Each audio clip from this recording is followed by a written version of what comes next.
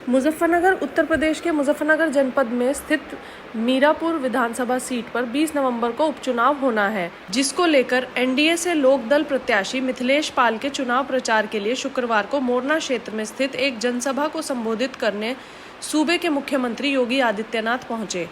इस सभा में राष्ट्रीय लोकदल के राष्ट्रीय अध्यक्ष जयंत चौधरी ने भी हिस्सा लिया।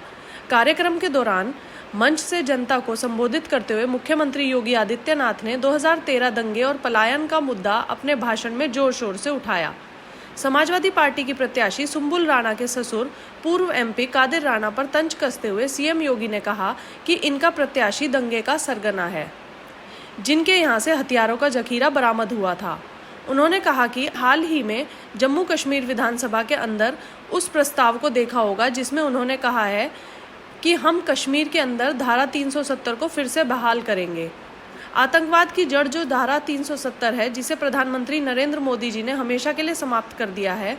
2013 मुजफ्फरनगर दंगे को स्मरण करके बताना, दंगे के सरगनाओं को सबक सीखने के लिए आप उनके बारूद पर पानी डालने के लिए हैंडपंप लेकर जो मिथिलेश जी आई हैं, उस बारूद पर पहले अपने हैंडपंप का पानी पड़ेगा।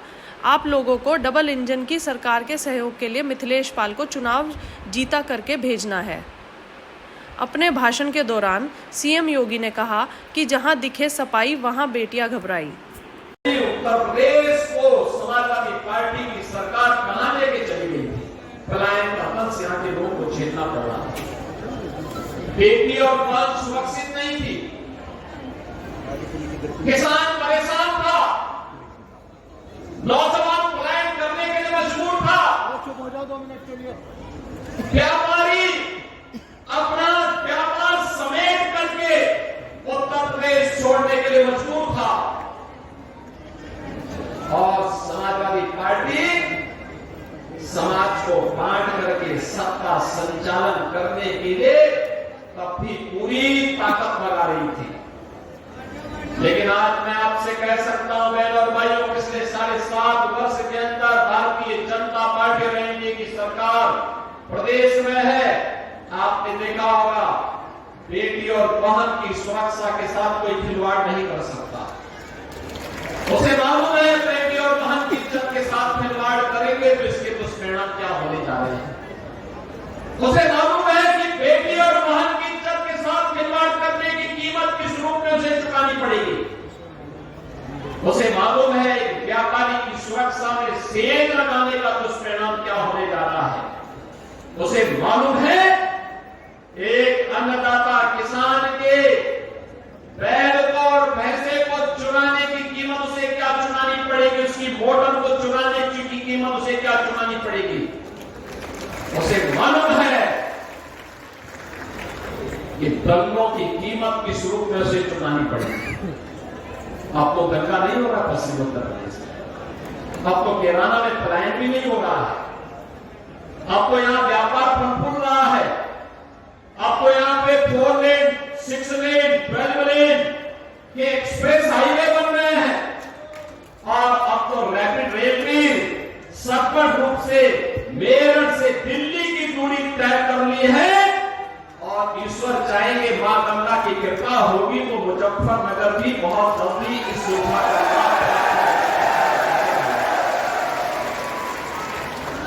अब यहां स्पोर्ट्स यूनिवर्सिटी बन रही है। सहारनपुर में भी एक विश्वविद्यालय मां शाकंभरी के नाम पे बन गया है और अन्नदाता किसानों को, बहनों और भाइयों, अन्नदाता किसान 1995 से 2017 तक 22 वर्ष में जितना गन्ना मूल्य का भुगतान हुआ उससे कई ज्यादा हमने 7 वर्ष में 2,53,000 करोड़ रुपए का गन्ना मूल्य का भुगतान अपने अन्नदाता किसानों के खाते में करवाने का काम किया। बहनों और भाइयों, आज अन्नदाता किसान सम्मान निधि का लाभ प्राप्त कर रहा है। आज अन्नदाता किसान को हम लोगों ने निजी ट्यूबवेल वाले जितने भी किसान थे उनसे कह दिया है मार्च 23 के बाद का एक भी पैसा उन्हें भुगतान नहीं करना है, सरकार उसका भुगतान कर रही है।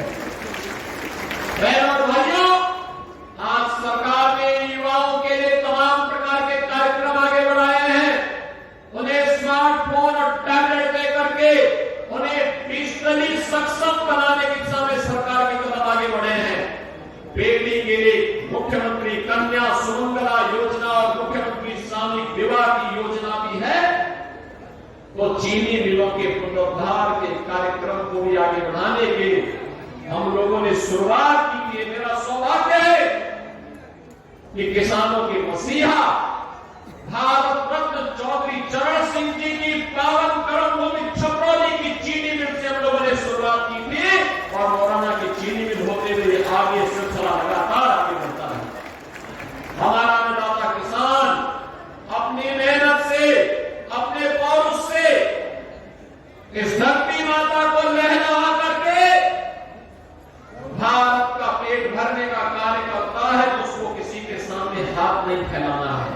उसकी मंशा के अनुरूप कार्य डबल इंजन की सरकार करेगी और वही आश्वासन देने के लिए आज हम सब आपके बीच आए हैं।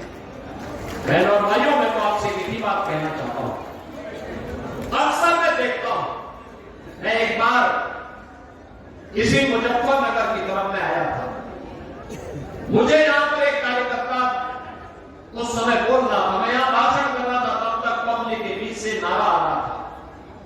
वो कह रहा था कि 12 से 17 के बीच में एक नारा चलता था और वो नारा होता था, जिस गाड़ी पर सपा का झंडा